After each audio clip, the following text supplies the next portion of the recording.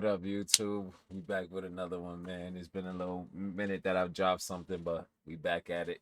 From today on it, we got more content coming in on the daily, so stay tuned. If you're new here, drop a like and a subscribe. I'll give y'all a couple seconds to do that.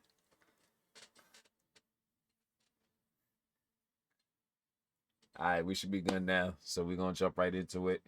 We got a little spicy one, as you can see by the title, so I ain't gonna keep y'all waiting. Let's jump right into that. In the early morning hours of Valentine's Day 2019, a woman named Olivia Jones walked the aisles of a local supermarket known as HEB Plus in preparation for dinner with her husband Chris. As she gathered the ingredients, she observed a bouquet of pink and red roses, colors that symbolize tenderness and passion. As Olivia exited the store with the roses in her cart, she was unaware that in less than 40 minutes, she would be dead. A horrible consequence of so-called toxic love. The police would find her on her bedroom floor in a quiet neighborhood in Beaumont, Texas. 11 minutes earlier, her loving husband Chris dialed 911. Beaumont 911, what is the address of your emergency? Olivia! Please, hurry. Someone take the gun. Tell me what's going on. I'm at home. My wife been shot in the head. Please. Somebody shot in the head. My wife, please. Tell me, okay. Where is she shot? In the head. Okay, where in the head? Take it and it went off. Okay. All right, so we already know where this is going. It's kind of looking like that first story that I had posted up. Let me move my camera out the way so I can see a little better. But it sounded like the first story where the dude Tyrone had killed Stephanie, another husband and wife.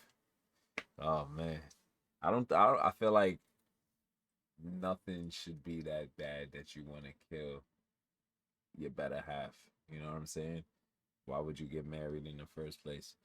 Why would you get married if you have an ill intent like that? You know what I mean? Like that never crossed my mind as like that's a all right thing to do. Like if you know you hate this person from the jump, why would you even go into marrying them? Like, you know what I mean? Like, it should be wicked. But let's continue the story. All the bleeding. As soon as the call disconnected, officers headed on their way. Olivia was found face down with a gunshot wound to the back of her head. Astonishingly, she was still breathing. When the officers rolled her over, they discovered that the bullet had pierced through her right eye. The room she was found in was covered in blood, with spatter all over the wall. Officer Butler had Chris walk him through the events leading up to the shooting. What happened? Nah, he shot her in the back. Nah, no way. No way he shot her in the back of the head and that shit came out of her eye. No fucking way. Or vice versa, he probably shot her in the eye and the shit went through her head. Like, I don't know, but that's wicked, bro. Head tapping your wife is insane. Like, that's just borderline psychotic, to be honest. And then you call the cops and then tell them that you did it. So we already know where this story going, but this one's gonna be spicy. Yes. I say, we've been doing this. My 19-year-old stepdaughter was 8. My 11-year-old was 1. I say, Olivia, we can't get it together. We can't be together. Okay. We got several reasons. And I say, I just want to divorce. You see? You feel me? Back to the point that I was bringing up in the beginning. Why would y'all get married if you already knew shit was getting heated from the jump? He literally just said it. Olivia, if we can't get it together, we can't be together. Like, that's point blank, period, statement of the year. Why would y'all get married? You feel me? Like, y'all got married, it tied the knot, and it was harder to leave at that point. Like, that shit, that's sad, bro. And most of the time, the males are gonna win because they just overpower the female. It's a sad story, man. Can't be together. Okay. We got several reasons, and I say, I just want a divorce. And her reaction was, she got the gun. I said, give me the gun. She like, I don't remember which hand. I'm like, give me that gun. What is you doing? Stop trying to scare me. I took Mr. Butler, I got help. No. You don't need to go in there, okay? Is she alive? Yeah, she is. She is. We got him. Is she alive, Mr. Butler? Please don't tell me she's alive if she's not. And when I saw her, she was. She was talking? She wasn't talking. Is she breathing? It looked like she was breathing. Ooh, good. Like, don't go in there, sir. Sir, I need you to stay right here with me, okay? And calm down. Calm down? Upon learning that Olivia was still breathing, Yo, nah, bro, that nigga's face when he found out she was still breathing was crazy. My boy said, "Don't tell me she's still alive if she ain't alive." Like, bro, what? Excuse me? Nah, that was wicked. Like, bro, this story is gonna get crazy. Like, he really want her dead. He really wanted her dead. Chris's reaction seemed strangely devoid of relief or happiness. Another red flag for Officer Butler. Back inside the home, Olivia's wounds proved to be fatal, and just after 9 a.m., she was pronounced dead. Officers searched the rest of the home and noticed that in addition to the surveillance cameras installed on the exterior of the house, there were 2 more cameras mounted in the living room, monitoring the interior of the house as well. Oh, they he's also toasted. discovered the gun that Olivia was shot with, a 9mm pistol covered in blood. However, blood, they bro. found it That strange was that the point gun was in a blank. different room from where the shooting took place. If Olivia was holding the gun when it went off, how did it end up in a different room? The only logical answer was that Chris must have moved it. Following this discovery, the officers decided that the best course of action was to detain Chris until they had a better understanding of what really happened. As Chris was getting handcuffed, his 19-year-old daughter, Ariel, arrived at the house. She had Yo, I feel like these stories be even worse when a child is involved. Well, and then on top of that, the child is 19 years old. She's old enough to understand what the fuck just happened. You killed my mom's. Like, bro, what is, excuse me? She looked just like the mom, As bro. Chris was getting handcuffed, his 19 She looked just like the mom. You can't tell me that's not a mom. Bro, that's sad, bro. And then on top of that, they pronounced her dead at the hospital. So she definitely didn't survive. So this title is cap. But bro, 19-year-old daughter.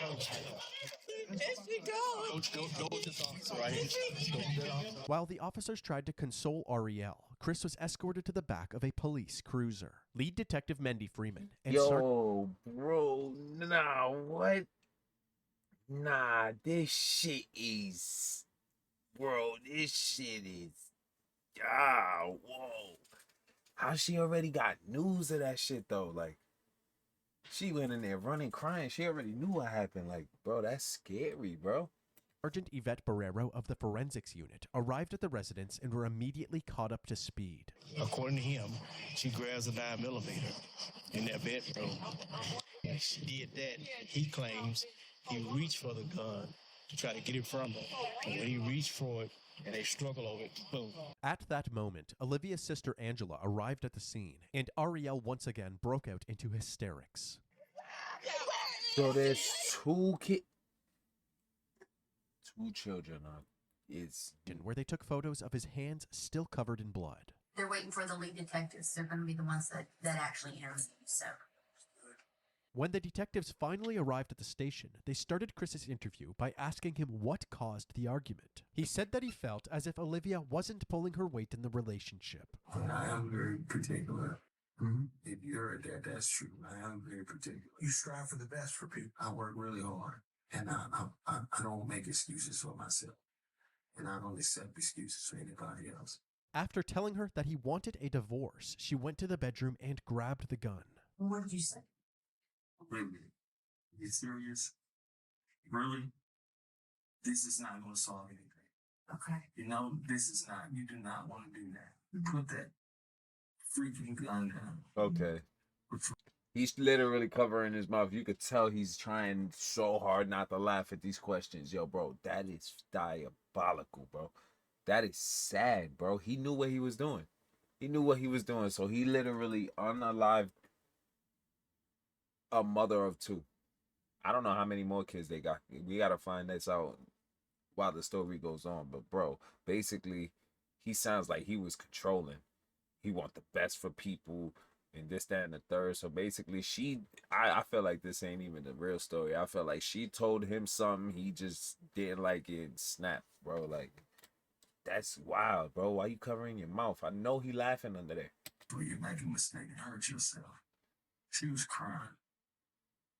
She was crying. Chris handed over his cell phone, which had access to the home security camera footage. Say if you want to access just that camera, you touch that. And that's just that camera. Okay. You follow what I'm saying? So far, let's go back to devices. Yes, sir. And everything is labeled. Carport, backyard, front door, back door, laundry room, side garage, living room, kitchen. The police examined this footage, hoping to corroborate Chris's story. At 8:41 a.m., Olivia can be seen going about her morning routine in the kitchen. Then, all of a sudden, the footage cuts out. 3 minutes later, at 8:44 a.m., the video is back up, and Chris is captured frantically pacing around the house while on the phone with 911. Cut the camera wire. Not cut the camera wire, but he unplugged the camera in that 3 minutes to do that. That, yo, son, the way people be planning shit out in their head is wicked, bro. 11 minutes later, at 8:55 a.m., the responding officers can be seen entering the residence. That means that Olivia must have been shot during this 3-minute gap in the footage. In the interrogation room, Why would there be no recordings on that? I don't know. It should be. Everybody that went in that house should be on it. But like I said, the internet, you can go through days and it pretty much does it. We shouldn't have bought that. You just keep, like, you can pick whatever day you want and it's never going to be consistent. That's why I say it was a waste of money. Well, I'm wanting desperately to find some video on here that corroborates what you're telling us, but almost all the videos start right after this event happened. Chris had a bunch of excuses, from internet problems to not charging the camera properly. But at this point, the detectives were taking anything Chris said with a grain of salt. It seemed more likely that Chris, the only one with access to the footage, had tampered with it. Since they did not have the video, they had I feel like Chris he reenact didn't, though. the I feel moment like that he's he just tried to unplugged it, disarm because ain't Olivia. no way you could do that in 3 minutes. Ain't no way he's doing that in 3 minutes, unless he literally, as soon as she pulled up in that back room, he clipped her, because she didn't walk that far. She went from the kitchen to the back, 3 minutes passed, and he on the phone with cops. So, in 3 minutes, how long do you think it takes to shoot somebody? A second. Out of 3 minutes, it takes literally a second. So he had like, out of 3 minutes, what's the math on that? 60, 120, 180. He got 180 seconds. Out of there, he shot her in probably 1 second. He got 179 seconds left to do something. I don't think he has enough time to go sit there and delete shit. He got enough time to unplug the shit and put it right back, where the camera's just gonna keep rolling from wherever it just turned back on at. Yo, son. My initial. Each question asked, it seems as if Chris was improvising the answer, actively trying to make the puzzle Nah, my pieces son fit is an together, rather actor, than telling the certified. truth. The detectives Dead ended their initial cell. interview feeling more suspicious of Chris than ever. They then moved on to other members of the family, starting with Olivia's sister, Angela. Yeah, we gotta figure this out. Olivia Jones is your sister, right? We've been talking a lot lately. We talk every day. I drop her baby to her at the tax office. She's always been timid about everything, but she was the type that whatever went on in their home, she would keep it there. Yeah, she's kind of a private person. Yeah, she loved her baby so much that she thought she had to live for them. She would never. Angela went on to reveal the extent of Chris's control over Olivia. She can't talk on the phone after a certain time. He controlled the finance. Like, bro, as a woman, you should just be safe, bro. As a woman, you should be safe, especially around a man that you love, bro. That you know that, like, even though you got rocky, like, there's turbulence during the relationship, you love that man and he loves you because y'all this deep into it, you feel me? Like, I feel like, bro, you gotta protect her, bro. Especially when y'all got kids, bro. I feel like when y'all got kids, it's way beyond the point of love at that point. You know what I'm saying? That's livelihood, bro. Like, without the mom, without your mom, where are you really at, bro? Like, a dad can literally come and go, but without your mom, where are you at physically? You know what I'm saying? Like, he never wanted to be in the presence of her family. Family reunions, anything, he never came. But she would have to step off, and when he would call, and all you could hear was him screaming and yelling in the phone. His character is agitation. Like, his character is to be aggressive. I just don't get it. Because all she wanted, my sister was a married type. All she wanted was to be loved. Yeah. She loved love. Like, she loved her babies. She wanted to live for her babies. To make matters worse, Chris's ex-wife Letitia, who he initially met back in 1999, corroborated his pattern of controlling and aggressive behavior. See? I met Chris Jones. Son is controlling, bro. Like, that shit is bad, bro. It was just like a constant fight. Like, he strangled me, choked me out, drugged me through the house. My skin was missing off my back. One time, he bit my hand. He had this bite marks in my hand. This was what it was. If the house not clean, he's told me that he would kill me if I was to ever leave him.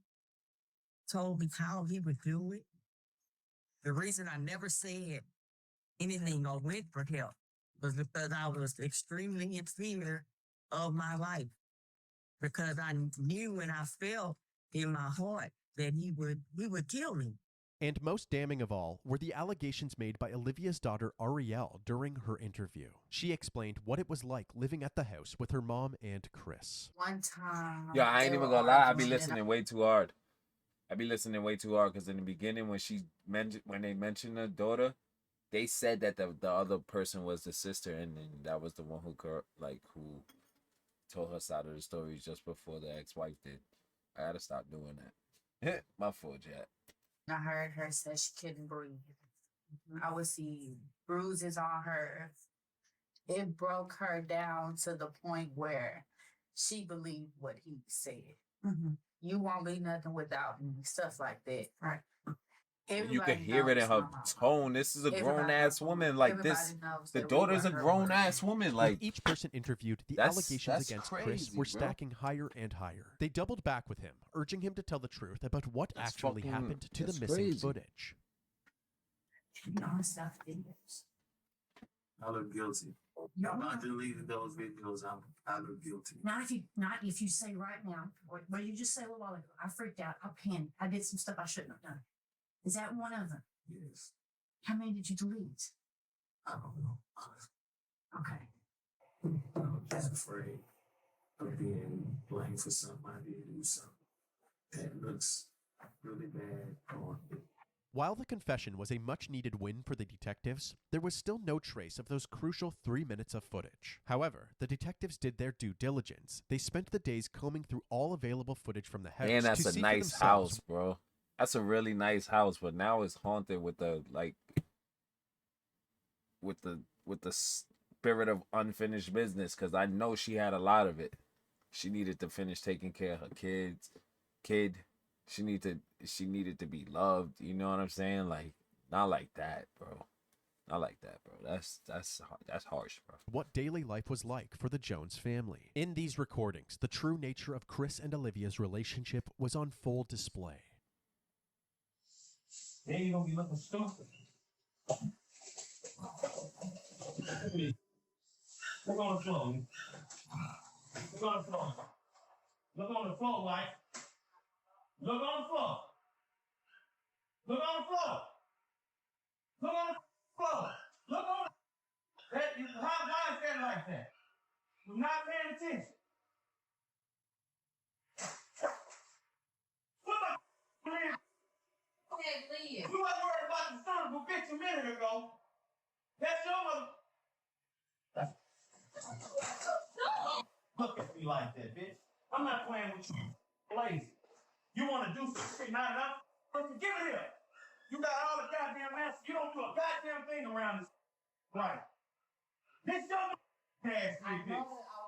That's clean dish. That's clean. I didn't want to. They fell on the floor, so I didn't want to reuse them. You look at it.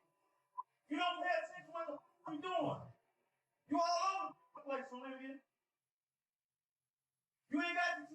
ain't no no. Who on the wall? Who you bringing now? Me. Harriet don't live here. It's you. It always been you.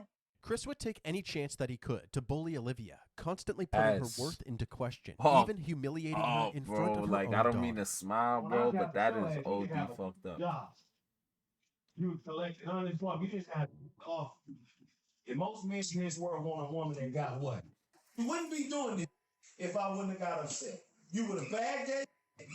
Life would be so much easier for me if you start thinking. You do dumb because you don't think. This footage shed light on Chris's true colors and confirmed the allegations of abuse from Olivia's family. Detectives also looked into Chris's criminal records and discovered that he had a history of violent charges, including multiple assaults in 1996. Hey, yo, what the fuck is that? Yo, what is his hair, bro? My son got on tape down waves, bro. Glue down waves. I see why he was mad, bro. Domestic assault in 1998, which beard don't even connect on one side. This side longer than that side. Yo, bro, you just fucked up. Look at this shit. Mustache all cooked. This shit skinnier than this. Yo, that nigga was just cooked. landed him in jail for a brief period of time. Bro. Even though they were still waiting for ongoing forensic like, my analysis shit ain't results, even all that put authorities together, believed bro. that they had But enough evidence to place you charges against upset, Chris. bro. News this morning, a Beaumont man is now facing murder charges in a Valentine's Day shooting of his wife. Police say this man, Christopher Ray Jones, who worked as a correctional counselor at the Beaumont Federal Prison, killed his wife, Olivia. Chris was charged with first-degree murder and second-degree manslaughter in April of 2019. But unexpectedly, within 24 hours after being charged, he was released on a $150,000 bond and was put under house arrest with a GPS monitor. Now a man charged with murdering his wife is back at their home. 40-year-old Christopher Ray Jones was arrested and charged with shooting his wife in the face on Valentine's Day. His bond was set at $150,000. He paid and is now out. Many How the fuck did he even post bond, bro? Stating things like, can't believe he's out on a $150,000 bond. That's crazy. What's wrong with our system? And can't believe they would make his bond so low that he got out. He should not be walking the streets. Facts. While out on bail, Christopher was allowed to continue operating the Jones family business, a food truck called One Plate at a Time. The judge allowed Chris to work while out on bail since the food truck is directly beside his home. However, this decision was controversial amongst Olivia's family and the community. They knew Chris was the only person with Olivia at the time of her death, and they all seemed to believe that he had killed her. This food truck on Concord Road in Beaumont is a hot topic on social media. It's not generating rave reviews from many, but condemnation from a grieving family. I don't see how would anyone want to support someone who murdered their wife on Valentine's Day, which is a day that we are supposed to celebrate love. And the day that she was going to celebrate that with him, he decides to take her life. Chris's image was tainted even further when the results from the crime lab came in. The bloodstain patterns at the crime scene indicated that the gunshot wound could not have happened in the way that Chris described it. Additionally, investigators found no gunshot residue on Olivia's hands, indicating that there was no way she was holding the gun when it went off. There was, however, gunshot residue on Chris's hands and clothing. Despite all of the evidence pointing towards Chris, he pled not guilty to his charges. But before his trial would take place, Olivia's family held a gathering to honor her memory. This Valentine's Day, purple and red balloons filled Rogers Park. Purple means domestic violence, and red was one of her favorite colors. 1 year ago today, Joshua Simmons lost his sister. Valentine's Day was one of her favorite holidays. I would give almost anything to have her back right now. What's this year been like for you and your family? If you can wrap it up in one word, it would be frustrating. Frustrated with the fact that Jones isn't behind bars. Now the family wants to raise awareness for domestic violence, but more than anything, they want justice for Olivia. We want him to spend the rest of his life in prison, while my sister spend the rest of her life in the grave.